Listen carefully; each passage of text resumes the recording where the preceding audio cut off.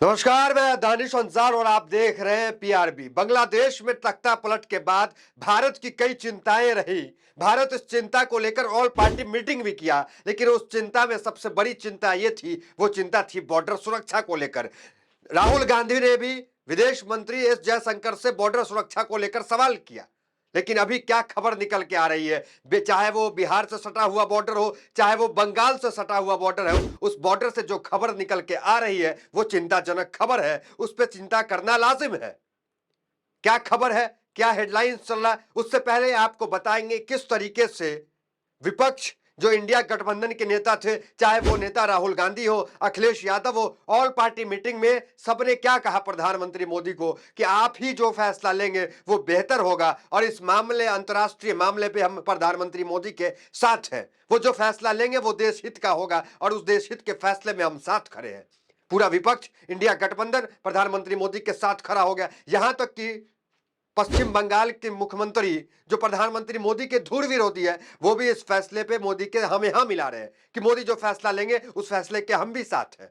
मतलब पश्चिम बंगाल के मुख्यमंत्री ममता बनर्जी भी इस फैसले में प्रधानमंत्री मोदी के साथ खड़ी हो गई। लेकिन प्रधानमंत्री मोदी के ही नेता शुभेंदु अधिकारी अपने राजनीतिक लाभ के लिए किस तरह का बयान दिया उन्होंने।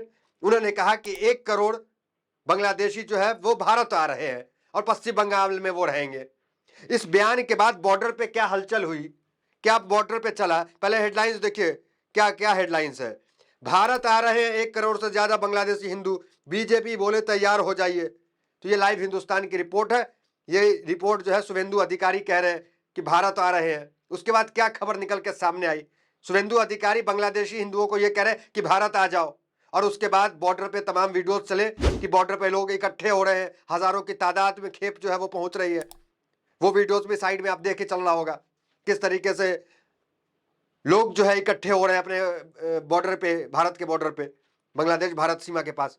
लेकिन अब जो खबर निकल के आ रही है वो खबर क्या है, वो खबर ये है कि उन पे लाठी चार्ज हो रहा है। बॉर्डर के जवान उन पे लाठी चार्ज कर रहे हैं। वो बिहार में जिस बॉर्डर पे घुसना चाह रहे हैं उस बॉर्डर पे उन्हें रोका जा रहा है, बीएसएफ के जवान उन्हें रोक रहे हैं।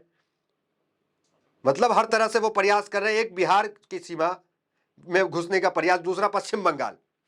बिहार के कई जिले ऐसे हैं जहां बांग्लादेश से जो बॉर्डर मिलता है उनका, तो बिहार में भी वो घुसने का प्रयास कर रहे हैं, पश्चिम बंगाल में घुसने का प्रयास कर रहे हैं। एक बार तमाम हेडलाइंस पे गौर करें, फिर आगे चर्चा करते हैं। बिहार में घुस रहे 1,000 बांग्लादेशियों को बीएसएफ ने रोका, किशनगंज बॉर्डर पर सुरक्षा बलों ने वापस लौटाया। किशनगंज बॉर्डर पे बांग्लादेश के।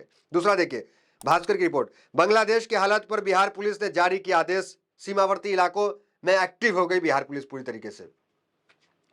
तो बिहार पुलिस एक्टिव है, बीएसएफ के जवान एक्टिव है, घुसने नहीं दे रहे हैं।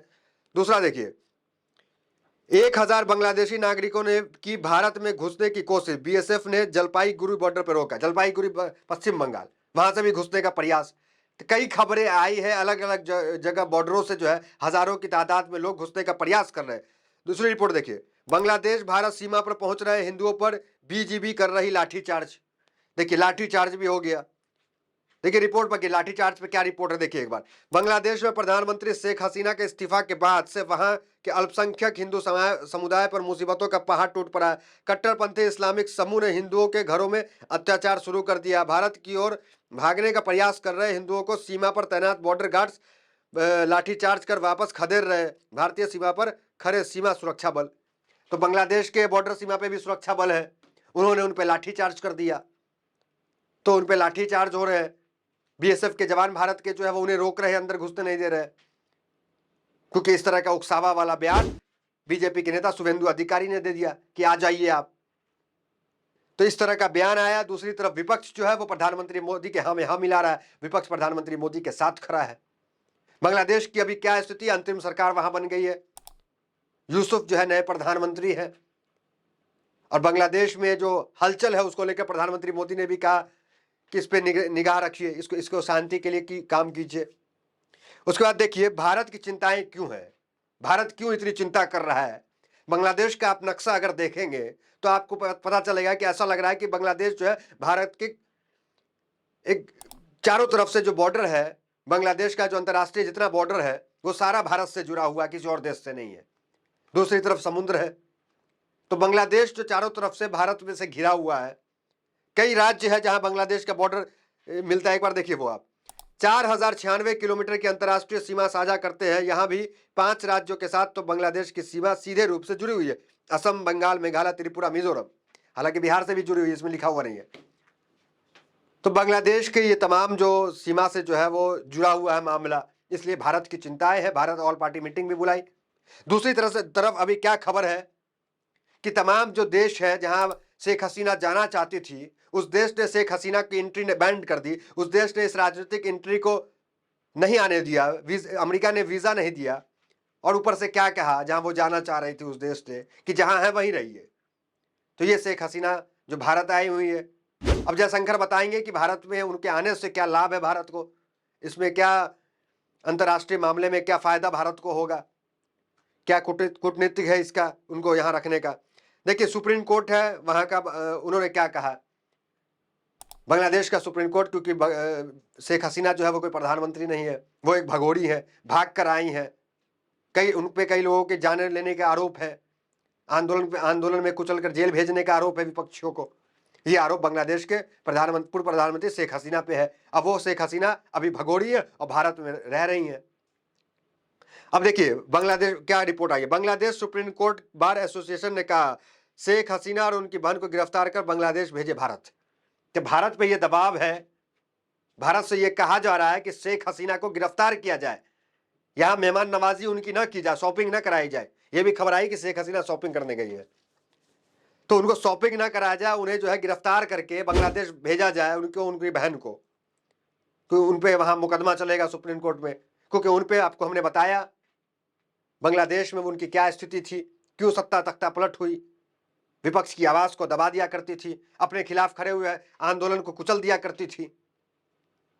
हर फैसला जो है, जो स्वतंत्र एजेंसियां हैं वो ये इनका दुरुपयोग करती थी, इलेक्शन कमीशन का दुरुपयोग करती थी, और लगातार 2009 से सत्ता में बनी हुई थी।